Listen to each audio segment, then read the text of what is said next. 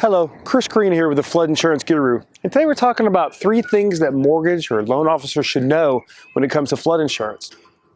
You know, a lot of times loan officers don't deal directly with the flood insurance. Underwriters do.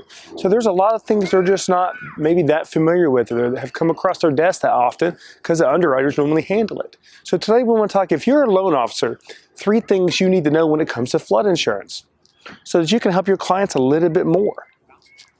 The first thing is knowing what flood insurance options are available and what loan type. You know, as we make this video here in 2020, you have 2 options for flood insurance. The National Flood Insurance Program, which you're probably pretty familiar with, private market flood insurance. Private market flood insurance is available in every loan type except for FHA. So that's important to understand. The other option to understand is what is a policy transfer. A policy transfer is when you're simply transferring a policy from one buyer to the next. Now, generally, this can only be done with the National Flood Insurance Program policy, and it's done to protect the rate if it's a better rate. It may not always be a better rate.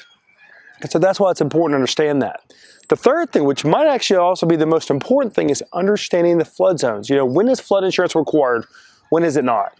You know, as a mortgage company, you're probably used to hearing something called special flood hazard area, but what exactly does all that mean?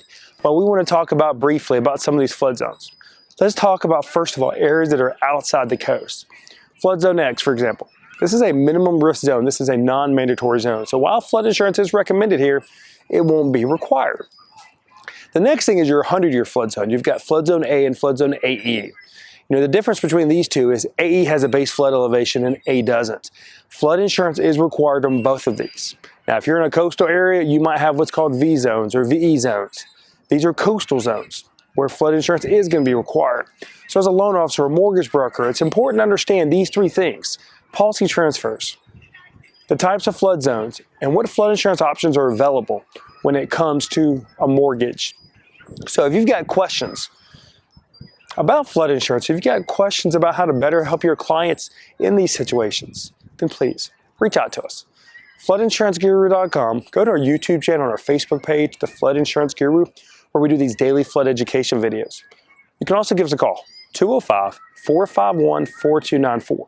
Remember, we have an educational background in flood mitigation, which means we can help you understand flood risks, like this one right here, your flood insurance, and mitigating your property long-term to help you minimize flood losses and flood premiums. Thank you.